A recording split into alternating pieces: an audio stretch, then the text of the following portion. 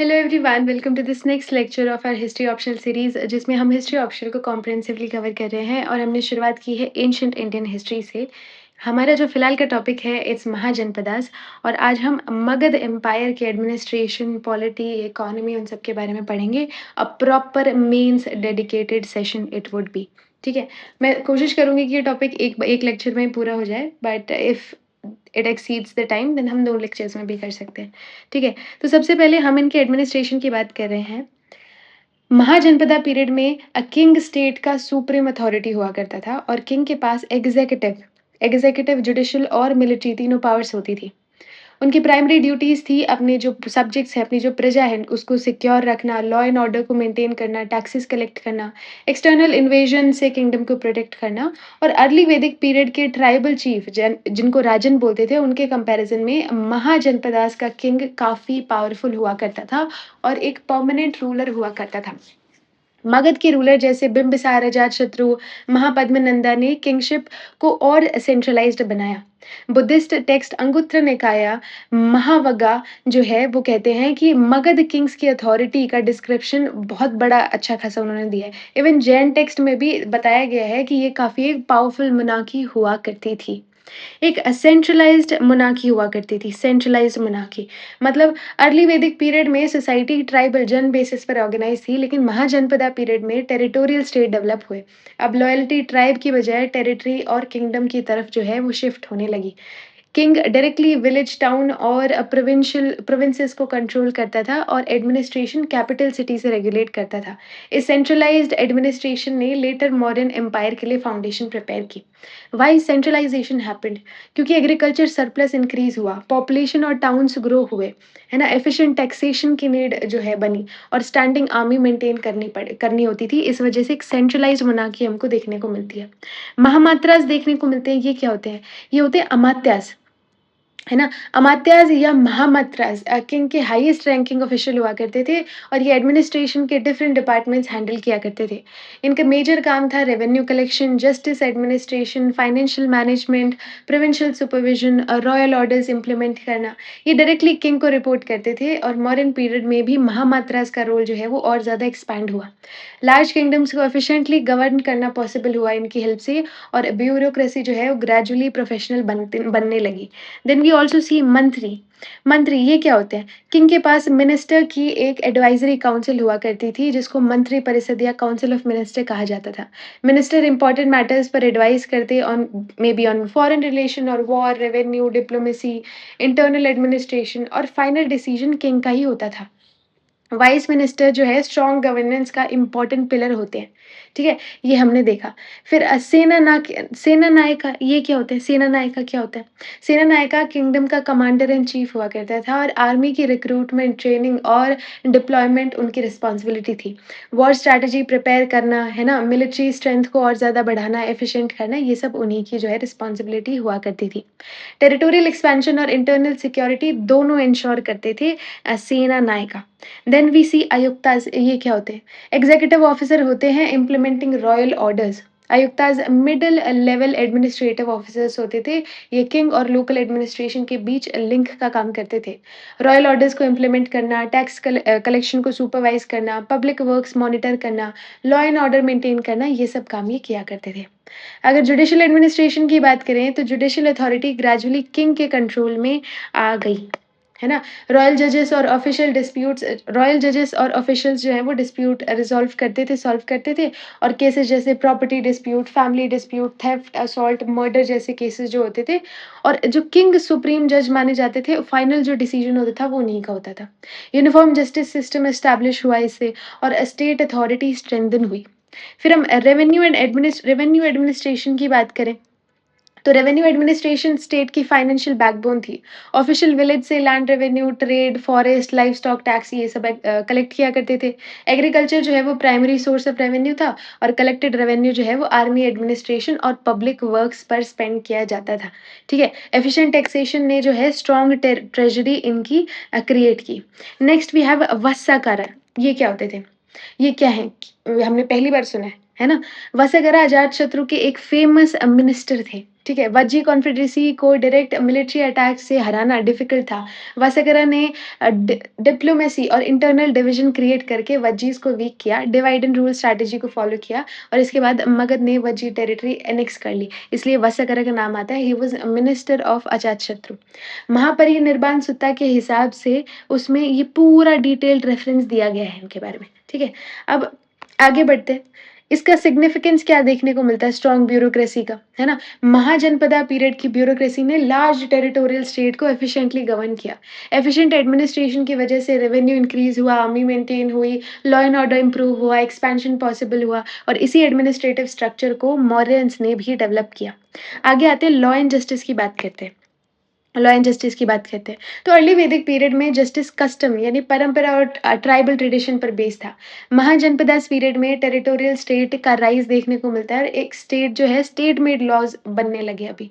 Laws का objective था custom maintain करना क और उसके साथ-साथ में स्टेट अथॉरिटी को भी एस्टैब्लिश करना। रॉयल कोर्ट्स जो है ग्रेजुअली ट्राइबल असेंबली से हमको शिफ्ट होती हुई दिखती है। धर्मशास्त्र का हमको यहाँ पे मेंशन देखने को मिलता है। धर्मशास्त्र, ये क्या है? जस्टिस का कॉन्सेप्ट ग्रेजुअली धर्म से एसोसिएट होने लगा। धर्म का मतलब है moral conduct, social duties, religious obligation या एथिकल बिहेवियर। लेटर धर्मशास्त्र और धर्मसूत्रास जो हैं उन्होंने लीगल प्रिंसिपल को कोडिफाई किया। किंग को धर्मस्य रक्षक बताया मतलब कि वो धर्म को की रक्षा करने वाले हैं। ठीक है? सोशल बायस देखने को मिलता है। लीगल सिस्टम कंप्लीटली इक्वल नहीं था। डिफरेंट वर्नास के लिए पनिशमेंट अलग देखी जाती है। तो यहाँ पे हम उनको सोशल बायस भी देखने को मिलता है। There were criminal laws as well, there were civil laws as well. Civil crime कौन से होते हैं? जैसे किसी का थेफ्ट हो गया, प्रॉपर्टी वाला जो सारी चीज़ें हो गई। थेफ्ट नहीं but property ownership, debt, contracts ये वाला सीन हो गया तो ये सिविल में आता है और क्रिमिनल में थेफ्ट, मर्डर, असॉल्ट, रॉबरी ये सब चीज़ें क्रिमिनल केसेस में आती हैं, क्रिमिनल केसेस में आती हैं। ठीक है? रॉयल जजेस देखने को मिलते हैं हमको। किंग सुप्रीम जज होते थे और उनके नीचे भी जो है जजेस हमको देखने को मिलते हैं। कॉर्पोरल पनिशमेंट भी देखने को मिलती है, यानी कि कैपिटल पनिशमेंट, बिहेडिंग या स्कॉर्जिंग ये सब भी देखने को हमको मिलता है ना? ठीक है? स्ट्रॉन्ग स्टेट अथॉरिटी देखने को मिलती है। लॉ सिर्फ जस्टिस प्रोवाइड करने का टूल नहीं था, ये स्टेट अथॉरिटी और पॉलिटिकल अथॉरिटी को एम्फसाइज़ करने का भी एक तरीका था। ऑर्डर्स जो हैं सिक्योर लीगल एनवायरनमेंट की वजह से ट्रेड फ्लरिश हुआ, है ना? प्रॉपर्टीज़ राइट जो है प्रोटेक्ट हुए, एडमिनिस्ट्रेटिव एफिशिएंसी बढ़ने लगी, बढ़िया हुई और मर्चेंट्स को लीगल प्रोटेक्शन मिलने से कमर्शियल एक्टिविटीज़ भी इंक्रीज़ हुई। ये अभी हमने देखा। ठीक है? अब अगला हम आएँगे इनकी सोसाइटी के बारे में बात करेंगे। तो 4 वर्णास देखने को मिलते हैं हमको ब्राह्मण, क्षत्रिय, वैश्य और शूद्र ये देखने को मिलते हैं। ब्राह्मण यानी कि प्रीस्ट और स्कॉलर्स, क्षत्रिय रूलर या वॉरियर, वैश्य ट्रेडर्स, फार्मर्स, कैटल रेयरर्स और शूद्र लेबरर्स या सर्विस प्रोवाइडर। इनिशियली वरना ऑक्यूपेशन बेस्ड था लेकिन ग्रेजुअली बर्थ बेस्ड बन गया और ये सोशल ऑर्गेनाइजेशन का प्राइमरी फ्रेमवर्क देखने को मिलता है। सोर्सेज़ कौन से हमको ब्राह्मणा से पता चलता है, सूत्रा से पता चलता है, बुद्धिस्ट टेक्स्ट से हमको वर्ना सिस्टम के बारे में जो है थोड़ी समझ आती है ना? ये हम देखते हैं। ब्राह्मण, क्षत्रिय, वैश्य, शूद्र इनके बारे में हम देख चुके हैं। इनके अलावा हमको अनटचेबल्स का ज़िक्र भी मिलता है ना? महाजनपदा पीरियड में कुछ ऑक्यूपेशन को इम्प्योर माना जाता था। इन ऑक्यूपेशन से जुड़े हुए लोग जो हैं सोसाइटी के बाहर पुश किए जाते थे जैसे हंटर्स, बुचर्स, एग्ज़ीक्यूशनर्स, है ना? लेदर वर्कर्स वगैरह और ये लेटर अनटचेबिलिटी के डेवलपमेंट का अर्ली स्टेज माना जाता है, ठीक है? ऑक्यूपेशनल डिवीज़न देखने को मिलता है ना? प्रोफ़ेशन जो है वो हेरिडेटरी बन गया। फ़ादर के प्रोफ़ेशन को ही सन अडॉप्ट कर रहा है ना? ये सब चीज़ें हमने देखी। तो ऑक्यूपेशनल मोबिलिटी खत्म हो गई। सोशल इनइक्वालिटी इस पीरियड में और ज़्यादा बढ़ने लगी। कास्ट एंडोगेमी और ज़्यादा बढ़ने लगी कि अपनी ही कास्ट में शादी करनी है। इससे क्या देखने को मिलता है जनपदा पीरियड में सोसाइटी ज़्यादा हायरार्किकल बनी, ज़्यादा ऑक्यूपेशनल बेस्ड बनी, ज़्यादा बर्थ बेस्ड जो है वर्ना सिस्टम हो गया, ज़्यादा अनइक्वल सोसाइटी बन गई इस टाइम पे, ठीक है? तो ये हमको देखने को मिलता है। अगर फैमिली और वुमेन की बात करें हम, तो पेट्रियार्कल सोसाइटी पहले से ही चलती हुई आ रही थी और यहाँ पे प्रीडोमिनेंटली पेट्रियार्कल सोसाइटी बन गई है। फैमिली का हेड फादर या एल्डेस्ट मेल माना जाता था और important family decisions, marriage, property, religion, ritual सब मेल लेता था और वुमेन का रोल जो है वो कंपैरेटिवली सेकेंडरी हो गया था। कुल की बात करें तो कुल का मीनिंग होता है जॉइंट या extended family. Family lineage father के थ्रू कंटिन्यू होती थी। प्रॉपर्टी और इनहेरिटेंस भी फादर से बेटे की तरफ ही जाती थी। ये हमने देखा यहाँ पे, ठीक है? ओके। ये नातकास क्या होता है? नातकास का रेफ़रेंस एक्सटेंडेड नातकास, एक्सटेंडेड रिलेटिव से है। इसमें मैटरनल और पैटर्नल दोनों साइड के रिलेटिव्स आते हैं। नाते, नाते बोलते हैं ना हम, है ना? मैरिज अलायंस और पॉलिटिकल रिलेशन में रिलेटिव्स का इम्पोर्टेंट रोल था, तो यहाँ इनका भी मेंशन मिलता है, ठीक है? सन को प्रेफ़र किया जाता था और वुमेन की पोज़ीशन जो है वो और ज़्यादा डिटेरियोरेट हो गई थी। वैसे तो आने वाले पीरियड में और ज़्यादा खराब होगी, लेकिन यहाँ पे भी पहले वाले पीरियड से थोड़ी खराब देखने को मिलती है। ऋग्वैदिक पीरियड में कंपैरिज़न में वुमेन की पोज़ीशन डिक्लाइन हुई थी और वुमेन जो है एजुकेशन, रिलिजियस रिचुअल, पॉलिटिक्स में रिड्यूस हो गई थी। लेकिन बुद्धिस्ट और जैन संघास ने अभी इस टाइम पे कम हो रही है, लेकिन बुद्धिस्ट और जैन संघ आएँगे, है ना? उन्होंने भी शुरुआत में लिमिटेड अपॉर्च्युनिटी प्रोवाइड करते हैं, लेकिन ला बाद में जाके थोड़ा बहुत कंपैरेटिवली ठीक देखने को हमको मिलता है। लेकिन वुमेन वाज़ जनरल जो है डिक्लाइन इतना एब्सोल्यूट नहीं था, कहीं थोड़ा ज़्यादा देखने को मिलता है जैसे बुद्धिज़्म वाले पीरियड में, उससे पहले थोड़ा बेकार देखने को मिलता है। तो it's sort of like that only, but ऐसे इक्वालिटी तो बिल्कुल भी नहीं थी, ठीक है? फिर मैरिज की बात करें तो marriage generally same caste endogamy देखने को मिलती है। प्रॉपर्टी राइट्स भी जो है वो वुमेन के लिए लिमिटेड थे। वुमेन की पोज़ीशन पहले जैसी ठीक नहीं थी। ठीक है? ओवरऑल हम ये कह सकते हैं। डोमेस्टिक रोल जो था वुमेन को प्राइमरी रिस्पॉन्सिबिलिटी दी गई, जैसे house hold management, child care, food preparation, ये सब चीज़ें, ठीक है? तो ये हमने देखा यहाँ पे। आगे आते हैं इनके इकोनॉमिक बेस की बात करते हैं, तो ये तो हमने बहुत अच्छे से देख लिया। Second urbanization, I don't think so ये समझाने की ज़रूरत है। एग्रीकल्चर और ज़्यादा फ्लरिश हुआ, जिसकी वज़ह से ट्रेड फ्लरिश हुआ, क्राफ्ट स्पेशलाइज़ेशन आए, गिल्ड आए, श्रेणीज़ आए, है ना? रेवेन्यू और ज़्यादा स्ट्रॉन्ग हुआ, कॉइनेज आया, है ना? तो इस वज़ह से स्टेट जो है वो ज़्यादा इम्पोर्टेंट बन गए। ये हम बहुत बार डिस्कस कर चुके हैं, ठीक है? टाउन एंड अर्बनाइज़ेशन की बात करें, टाउन एंड अर्बनाइज़ेशन की बात करें तो पूरा नगर यानी कि फोर्टिफाइड सिटीज़ हमको देखने को मिलती हैं। फोर्टिफाइड सिटीज़ यहाँ पे देखने को मिलती है हमको। उसके अलावा उसके बाद में क्या मिलता है हमको, नगर का देखने को मिलते हैं। नगर का रिलेटिवली छोटे अर्बन सेटलमेंट्स थे। निगम देखने को मिलते हैं। निगम जो है वो कमर्शियल सेंटर्स हुआ करते थे। राजगृह एक पॉलिटिकल कैपिटल थी, स्टार्टिंग में मगध की कैपिटल थी ना राजगृह। पाटलिपुत्र है, चंपा है हमारे पास में, कौशाम्बी है, उज्जैन है, ये सब कैपिटल्स इंपॉर्टेंट कैपिटल्स हमको देखने को मिलती हैं। एग्रीकल्चर में हम अच्छे से डिस्कस कर चुके हैं। मेन ऑक्यूपेशन था एग्रीकल्चर। राइस जो है वो स्टेपल क्रॉप बना, क्योंकि ईस्ट की तरफ मूव कर रहे थे, ईस्ट में राइस ज़्यादा होता है और ज़्यादा बार्ले, पल्सेस, मिलेट्स ये सब भी देखने को मिलती हैं। आयरन प्लव शेयर, क्योंकि आयरन रेवोल्यूशन भी इस टाइम देखने को मिलता है ना, कि आयरन रेवोल्यूशन की वजह से फॉरेस्ट क्लियर किए और वो सब चीज़ें हमने देखी। तो आयरन का यूज़ भी काफ़ी जो है बढ़-चढ़ के देखने को मिलता है। ओके। उसके अलावा पैडी ट्रांसप्लांटेशन, ठीक है, राइस वाले देख लिया, फॉरेस्ट को क्लियर किया गया, है ना? वेल्थी लैंड ओनर्स को गृहपति बोला गया और कृषिका यानी स्मॉल पीजेंट्स और कल्टीवेटर्स को कृषिका बोला गया। कर्मकारा जो एग्रीकल्चरल लेबरर्स थे उनको कर्मकारा बोला गया, ठीक है? तो ये हमने यहाँ पे देखा। यस। अब इनकी ट्रेड के बारे में थोड़ा-सा बात कर लेते हैं, तो ट्रेड ये इंटरनल और एक्सटर्नल दोनों ही किया करते थे, ठीक है? मतलब अंदर भी, है ना?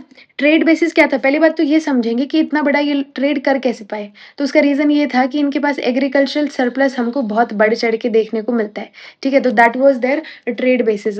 Middle Ganga Gangetic valley valley में जो है बसे हुए थे, तो एग्रीकल्चर सरप्लस अच्छा खासा देखने को मिलता है। रिवर्स वहाँ पे अच्छी थी, तो ट्रांसपोर्ट अच्छा कर पाते थे।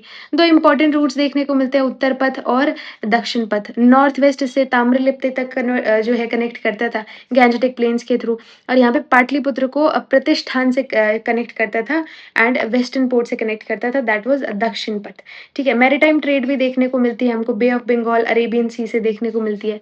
जो है Swarna Bhumi which is south east Asia, वहाँ तक भी हमको ट्रेड देखने को मिलती है, तो ट्रेड में भी काफ़ी आगे थे। ईस्टर्न ट्रेड, वेस्टर्न ट्रेड हमको देखने को मिलती है ना? ओके, आगे बढ़ते हैं। आगे बढ़ते हैं, कुछ इंपॉर्टेंट ट्रेड सेंटर्स के बारे में बात करते हैं। कुछ इंपॉर्टेंट ट्रेड सेंटर्स कौन से थे? जैसे चंपा ईस्टर्न ट्रेड में जो है हिस्सा लेता था। राजगृह अर्ली मगध कैपिटल हुआ करती थी। पाटलिपुत्र भी ट्रेड सेंटर हुआ करता था। उज्जैन, तक्षशिला ये भी ट्रेड सेंटर हुआ करते थे और ताम्रलिप्ति भी हमने देखा उत्तर पथ का पार्ट था। ठीक है। राजभाटास, ये क्या होते हैं राजभाटास?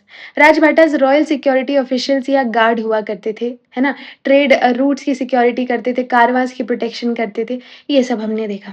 अगर इसका इम्पोर्टेंस देखें हम ट्रेड का, तो एक्सपैंडिंग ट्रेड से कस्टम ड्यूटी इंक्रीज़ हुई, मार्केट टैक्सेस कलेक्ट करने लगे लोग, मर्चेंट वेल्दी बने और गिल्ड्स स्ट्रेंथन हुए। सिटीज़ जो है वो रैपिडली ग्रो करने लगी और ट्रेड से अर्न्ड रेवेन्यू ट्रेड से जो है आर्मी के लिए रेवेन्यू अच्छा खासा मिला, एडमिनिस्ट्रेशन बेहतर कर पाए और पब्लिक वर्क पर स्पेंड कर पाए ये लोग।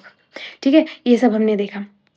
ये सब चीज़ें इम्पोर्ट और एक्सपोर्ट किया करते थे। गोल्ड गोल्ड इम्पोर्ट किया करते थे ऑर्नामेंट और ट्रेजरी बनाने के लिए। सिल्वर, लैपिस लज़ूली अफ़गानिस्तान वाले एरिया से, जेड जो है इम्पोर्ट किया करते थे। टेक्सटाइल, फिनिश क्राफ्ट, सैंडलवुड, है ना? पर्ल्स, रीजनल एक्सचेंज ये सब चीज़ें हुआ करती थी, ठीक है? कॉइनेज की बात करें तो पंच्ड मार्क कॉइन यूज़ हुआ करते थे। कौन से कॉइन यूज़ हुआ करते थे? Punched mark coin. अब ये रेगुलर तो नहीं हुआ करते थे पंच्ड मार्क कॉइन, है ना? अर्लीस्ट कॉइन माने जाते हैं 6th सेंचुरी बीसी से और सिल्वर या कॉपर के मेजरली बने हुए होते थे। डिफरेंट सिंबल यूज़ किया जाता था जैसे बुल, एलिफेंट, फिश, ट्री, हिल, है ना?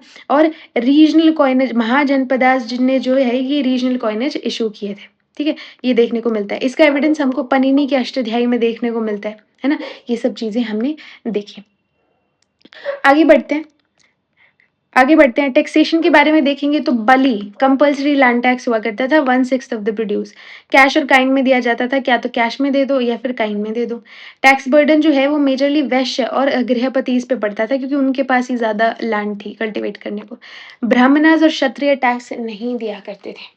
ब्राह्मणास और क्षत्रिय टैक्स नहीं दिया करते थे। बलि साधकास कौन होते थे? बलि साधकास कौन होते थे? बलि साधकास ऑफिशियल होते थे जो लैंड रेवेन्यू को कलेक्ट करते थे। जो लैंड रेवेन्यू को कलेक्ट करते थे उनको बलि साधका बोलते हैं। ठीक है? उसके बाद में कमिकास कौन से थे? वो ऑफिशियल्स जो ट्रेड पॉइंट्स पर कस्टम ऑफिशियल्स जो ट्रेड पॉइंट्स पर रहते थे। ठीक है? शुल्क अध्यक्ष ये कौन से होते थे? जो टोल कलेक्ट करते थे। और पीजेंट पीजेंट जो है वो यूजुअली स्टेट को पे करते थे, कोई इंटरमीडिएटरी नहीं होता था। फोर्स्ड लेबर भी जो है देखने को मिलता है। पीजेंट्स और आर्टिजन्स जो है वो रॉयल प्रोजेक्ट्स में काम किया करते थे ज़बरदस्ती, मतलब अब बिना वॉलंटरी को कंपल्सरी बना दिया गया था उसको। और इम्पोर्टेंस इसका ये देखने को मिलता है कि रेवेन्यू जो है वो आर्मी को फाइनेंस किया हमने देखा। और एक स्ट्रॉन्ग रेवेन्यू बेसिस से आर्मी स्ट्रॉन्ग हुई, एडमिनिस्ट्रेशन स्ट्रॉन्ग हुआ और पब्लिक वर्क्स जो है वो स्ट्रॉन्ग होते हुए दिखते हैं हमको। अगर लैंड ग्रांट्स की बात करें तो ब्राह्मण्स को देने वाली ब्रह्मदेय लैंड्स हमको देखने को मिलती हैं। सेठीज को भी वेल्दी जो मर्चेंट्स होते थे उनको भी लैंड ग्रांट्स दिए जाते थे। रेवेन्यू राइट्स जो थे वो विलेजेस से कलेक्ट किए जाते थे, है ना? अभी जिनके पास सेठीज और ब्राह्मण्स के पास लैंड है उनके पास रेवेन्यू राइट्स भी होते थे, वो कलेक्ट कर सकते थे। एडमिनिस्ट्रेटिव राइट की अगर बात करें तो no independent governing authority, administrative rights, royal ownership हुआ करती थी। किंग जो है वो सॉवरेन माना जाता था ब्रह्मदयाल लैंड के लिए, ठीक है? तो ये सब हमको देखने को मिलता है। रिलीजियस पेट्रोनेज था, इकोनॉमिक रिवॉर्ड भी मिलकर मिलता था। किंग के लिए जो है, स्टेट के लिए जो है लॉयल्टी बढ़ती थी इस तरीके से, एग्रीकल्चरल एक्सपेंशन होता था और ये सब चीज़ें हमने देखी। गिल्ड्स वाला सिस्टम भी देखने को मिलता है। ये जो आर्टिजन्स हैं एक दूसरे वो ग्रुप बना लेते हैं और अपने आप को ऑर्गेनाइज करते हैं, उसको हम गिल्ड्स बोल देते हैं, है ना? इनको श्रेणी भी बोला जाता है। एक ऑर्गेनाइज्ड एसोसिएशन बना ली जाती है, ठीक है? सेम प्रोफेशन के लोग एक साथ आते हैं जैसे पॉटर्स, वीवर्स, गोल्डस्मिथ एक्सेट्रा, ठीक है? गिल्ड एंशिएंट इंडिया की ऑर्गेनाइज्ड इकोनॉमिक इंस्टीट्यूशन मानी जाती है। इनके जो लीडर हैं, हर गिल्ड का एक चीफ होता था और बुद्धिस्ट टेक्स्ट में जेतकाज जो है इनको बोला गया है, ठीक है? जेतकाज इनको बोला गया है। क्राफ्ट स्पेशलाइजेशन हमको देखने को मिलता है, लोहाकार देखने को मिलते हैं, है ना? कुम्हार देखने को मिलते हैं, तक्षका देखने को मिलते हैं, तो डिफरेंट डिफरेंट क्राफ्ट स्पेशलाइजेशन भी हमको यहाँ पे देखने को मिलती हैं। ये एक हेरिडेटरी ऑक्यूपेशन भी हो गया था, हमने देखा था ऑक्यूपेशन जो है वो हेरिडेटरी हो गया था, ठीक है? ये सब चीज़ें हमने देखी। कलेक्टिव प्रोडक्शन ये लोग किया करते थे, साथ में प्रोड्यूस कर रहे हैं ना, guild members collectively production organise करते थे। और ये अर्बन इकोनॉमी का एक बहुत स्ट्रेट एग्जाम्पल हमको देखने को मिलता है। इससे इकोनॉमिक स्टेबिलिटी रहती थी और हिस्ट्री के पर्सपेक्टिव से गिल्ड सिस्टम एंशिएंट इंडिया की ऑर्गेनाइज्ड इकोनॉमी का बैकबोन था। लेटर मौर्य और गुप्ता पीरियड में गिल्ड और भी ज़्यादा पावरफुल बन गए और कुछ गिल्ड जो है बैंकिंग, डोनेशन और पब्लिक वर्क्स में भी पार्टिसिपेट करने लगे, ठीक है? ये अभी तक हमने देखा, ओके?